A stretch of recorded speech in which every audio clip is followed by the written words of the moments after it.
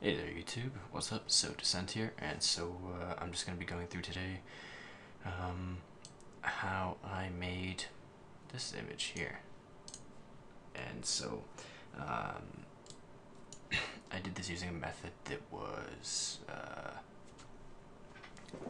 gone over in Mount Mographs Summit, so I'll be including a link to that in the description. But I'm going to be making one major additive, which is just how I did this wraparound effect here, as well as it went. And so, yeah, obviously it's not going to turn out exactly like this. This is the original image that I made the other day that's going to be up on DeviantArt if you guys are interested. But I'm going to show you how to make this right now. So first we're going to start off with a new document. Now I turned off the grid, so if you guys want to do that, you just go to filter and then uncheck grid. And then for me, I started modeling from the top. So in the corner here it says perspective. You just want to go until it says top. So that's F2 on your keyboard. And then go mode, view settings, and then back. And then you can set a reference image to model off of. I just found an image on Google. I'll leave a link in the description to find it as well. So there you go. And so now it's just going to be using an end side here. Using an end side and then scaling it down. And we're going to start with the head side.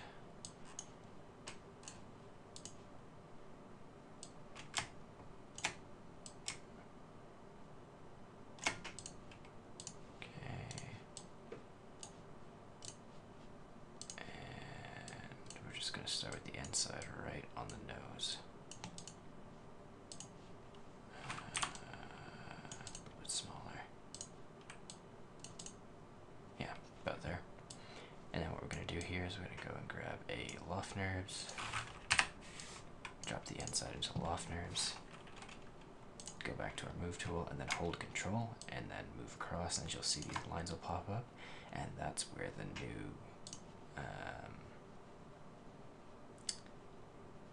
new polygon will be. So I'll just show you here if I expand it up. And you just want to kind of make it almost like a trace around. Just like that, holding control each time you want to make a new polygon.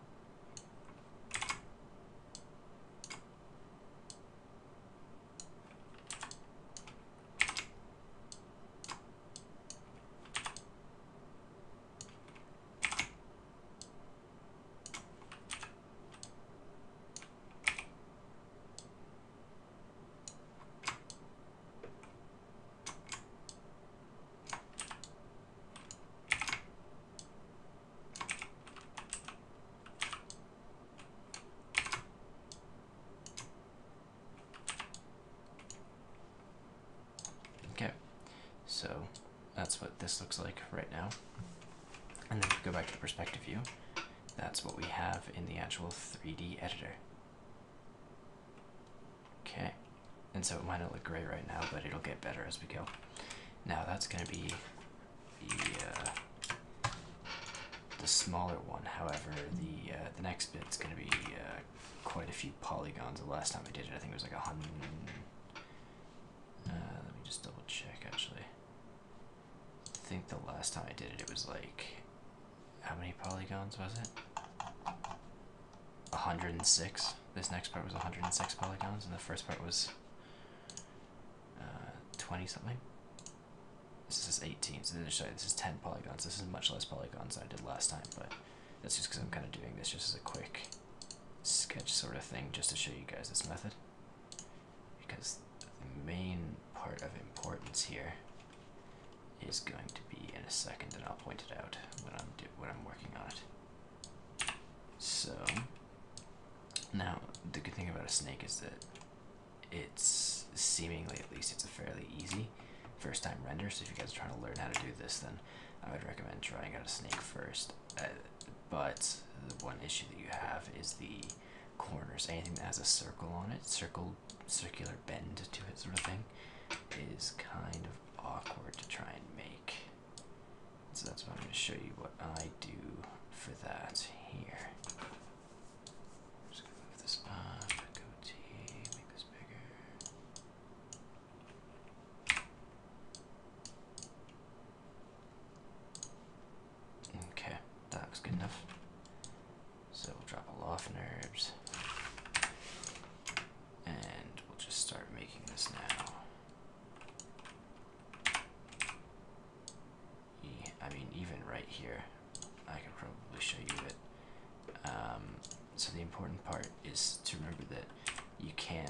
just move stuff around. You do definitely have to rotate, especially when there's a lot of angles, like there are a lot of kind of circular flowy bits. You definitely do need to rotate as well as just move and resize, which is one of the big issues that I was having last time. So as you can see, I'm just making new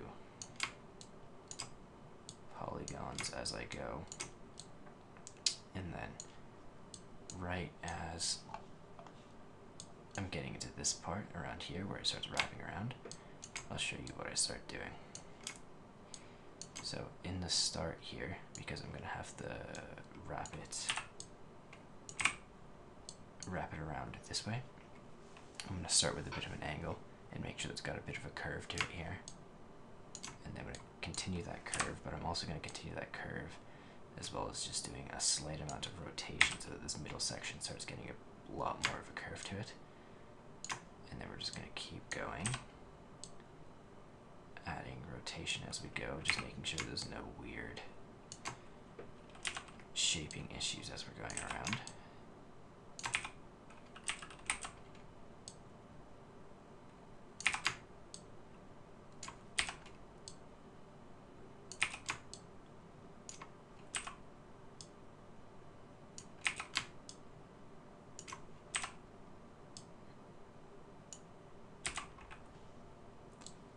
Big advantage with this is the fact that the snake itself is actually all one size, and so far I haven't really had to resize any of these portions, which means that it's a bit more accurate to what a snake would actually look like.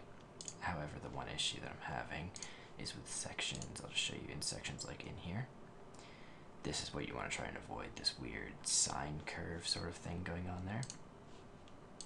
So what I do for that is I just readjust in there, and then I'll readjust this piece as well.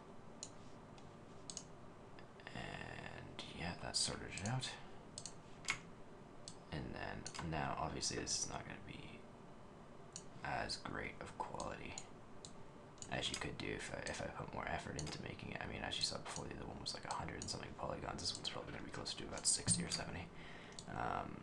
Just because of the fact that obviously this is just a tutorial. But, however, if you choose to put more time into it, then you can start getting some really nice images out of this, especially even round ones, as you can see with the snakes. So, like in here, as you can see, I'm just going to start up, start making a sharp turn. However, not quite that sharp, because I don't want that weird thing going on. I want it to be kind of smooth and more blocky because of the fact this is going to be low polygon work. So you definitely don't want it to be that circular and that weird kind of a shape. Yeah, just pulling it back in there, as you can see. And yeah, this method definitely helps to try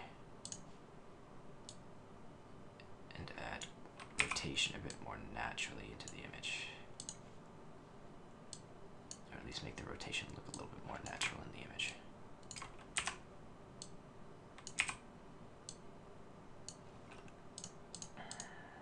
I don't like how this one looks though.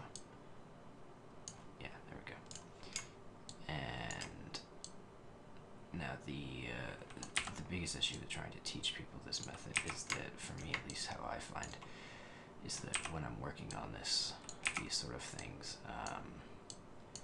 a lot of the time I end up kind of ignoring the reference image, as you can tell by the fact that right now I'm almost completely ignoring the reference image, just using it, well, as a reference for lack of a better word, not really following it exactly. The first couple of times I would definitely recommend following the reference image as much as you can. I'm going to have to make this a bit larger. Same with this one. There we go. I would definitely recommend following it as much as you can, just when you're first learning,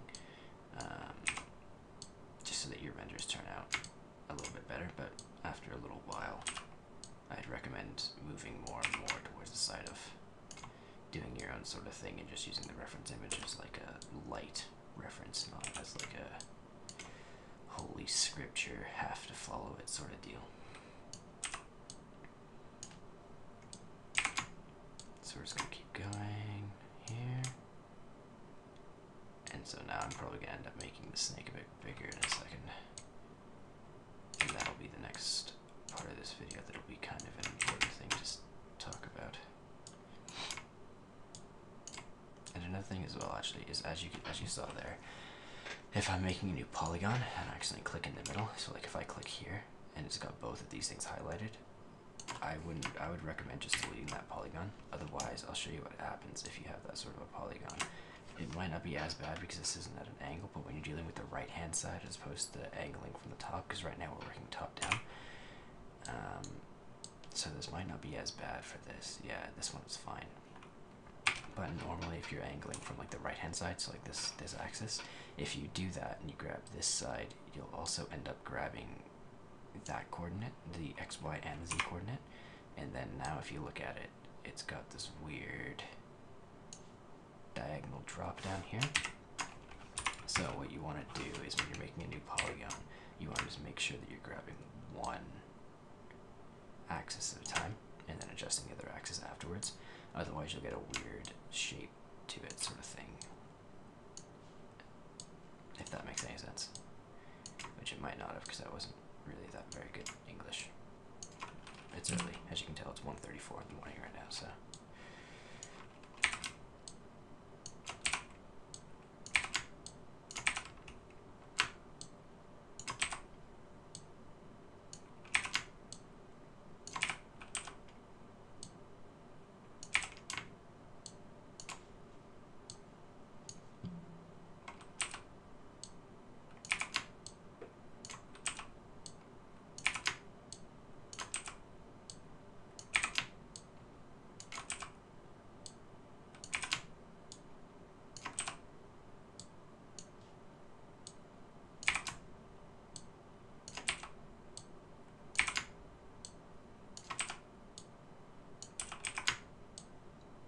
So yeah, just as you saw in there, you just do a nice rotation as you go around, and you get a bit nicer of a shape. I'm just going to have to go back and adjust this portion.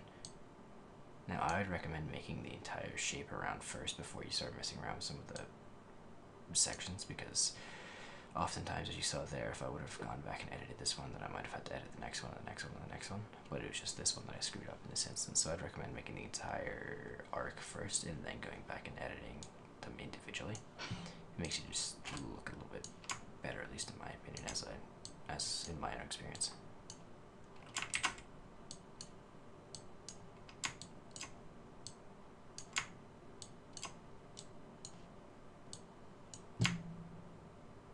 And in the interest of time, we're just gonna make a couple of really big polygons. If you're doing your own render, I would recommend putting a bit more effort into it than I am currently. Again, this is a tutorial render and I've already done this once, so I'm not that much in the mood to make this another time, but I figured this was a interesting point to be made about making the right rotations. And so I decided to make a video about it.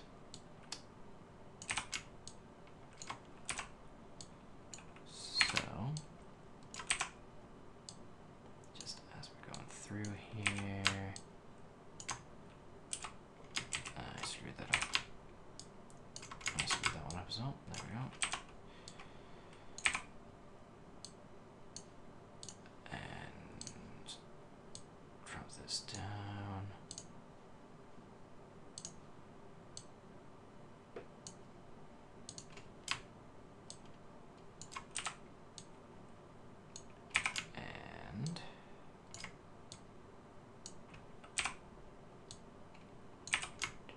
Rotating it as we're going. Make it a bit smoother. Polygons back. Where was it? 69? Yeah. Boop. And boop. Go back to 72. And then now I think we're just getting smaller as we go into the tail. Yeah, I think it's just getting smaller as we go into the tail. You just want to keep going. Moving it along.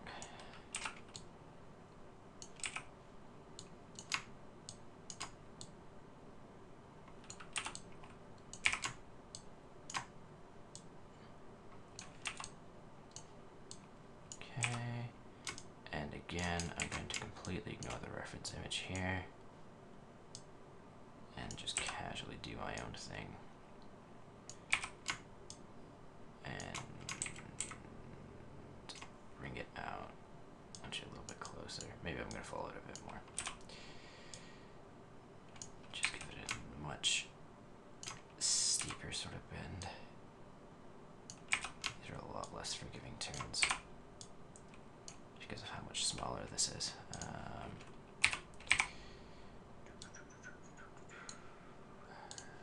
Smooth that out a bit.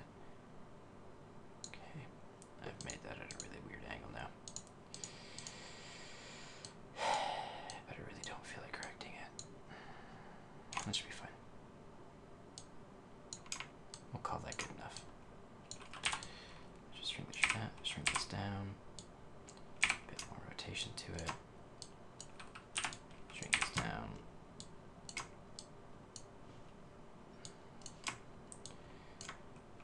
And thus we make the tail. So now this is just a matter of literally just making polygon after polygon and then just making the tips of them smaller and smaller until you bring it into a final point, which I'm going to bring it to right about there. There we go. And okay, yeah. Wow. Alright, this back tail is not great. Okay. Let's try and fix that a little bit, because that's pretty rough. Yeah.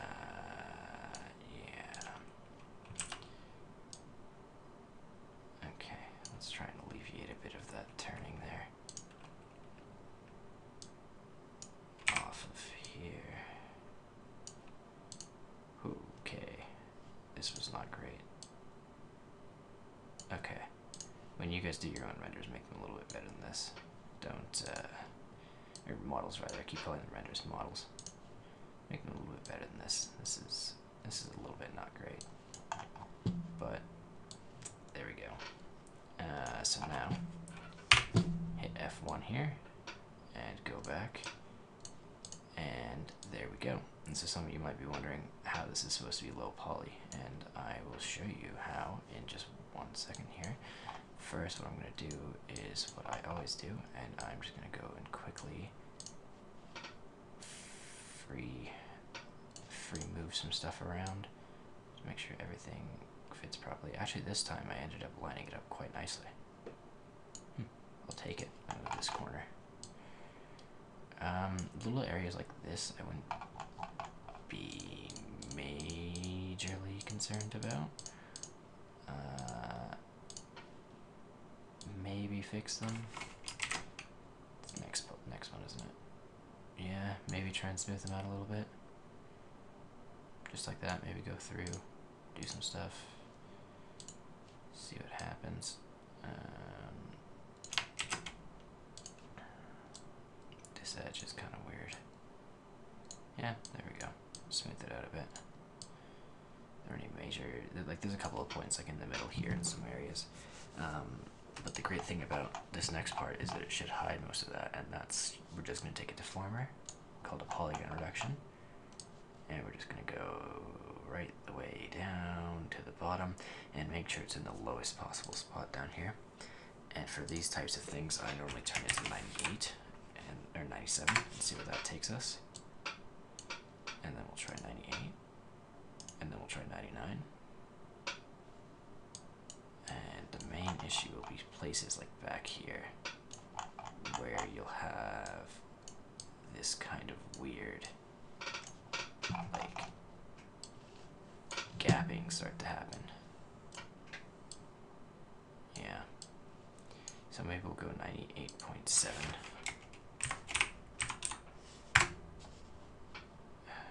98.6 maybe? Maybe the tail's just screwed. There's nothing I can do about the tail.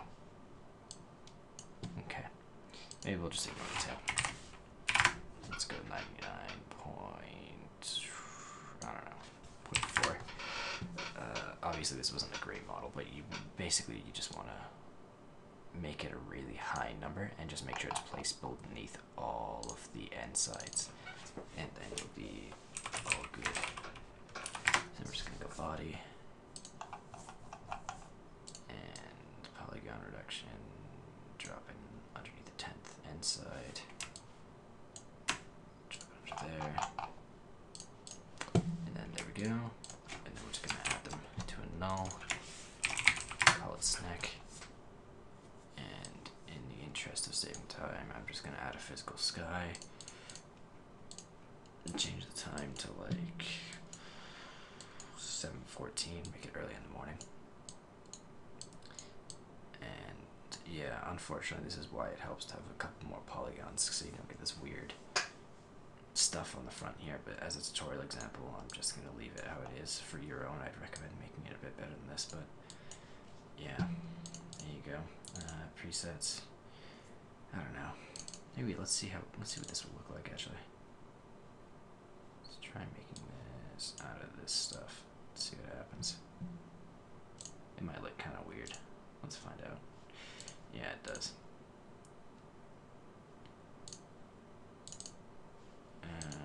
Let's call it, let's say flat maybe. Actually, let's just remove it off these two and add it to there. And let's go with, sure, flat works. Yeah, it looks weird. I don't know. You guys can mess around with your own sort of stuff anyways, it's not a big deal. You don't need me to show you guys how to make materials and stuff, so. But yeah, that's the basic method. There you go. Now it's made out of wood. Maybe even use this. This might be cooler. See what that looks like. Yeah, there we go. Cool. So there we go. There's the wood snake with there we go. Put it on the floor. Sure. Flat and seamless.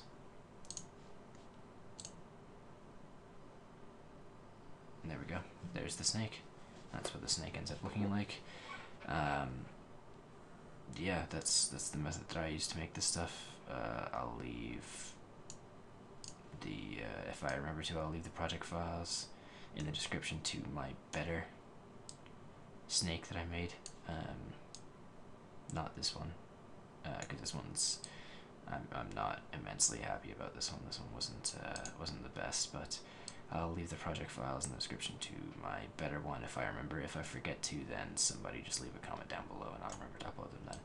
But yeah, so that's how I make my all of my assets. Basically for all of my renders, it's the same sort of principle. I do it a lot.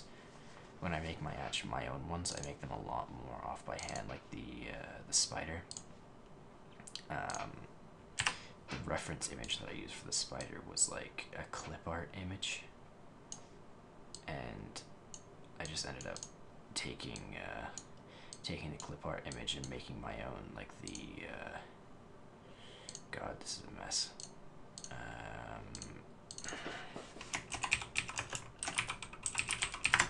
Just don't worry about it. I don't know if it's actually a thorax, I don't know what it's called. But yeah, we're just gonna go.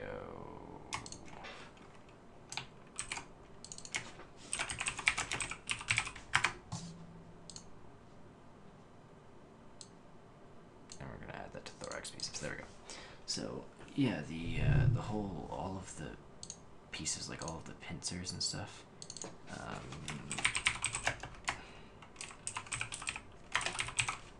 Just ignore that. Sorry, I'm making a couple small changes. But yeah, so as you can see, like the small pincers and stuff, like all of these that are in here, these were all just made by me. This wasn't part of the original render. I just ended up making it myself because I thought it would be interesting, that sort of stuff. Same with the legs. I took a lot of artistic liberty with the legs because of the fact that I think, do I even have the original image anymore? I think I literally just, I think I went to Google and just typed in, yeah, I typed in spider clip art. Yeah, this is the image that I used. I just used a spider clip art, so that's the reference image that I used, and that's what it ended up becoming. So, I mean, realistically, you can use any image, and then it ends up being it can end up being a decent render. Just, you gotta kind of take some artistic liberty with it and make it your own. So yeah, anyways, I hope you guys enjoyed, and I hope you guys learned something as well, and I'll catch you guys in the next video. Don't forget to check out the tutorial that's in the description. That's the original tutorial that I followed. It was done by a man who was a lot better at his job, or at least a lot better at Cinema 4D than I am, and probably his job. And he does a much better description of this method, and it's the original method that I followed. So yeah, hope you guys enjoyed, and I'll catch you guys next time. Peace.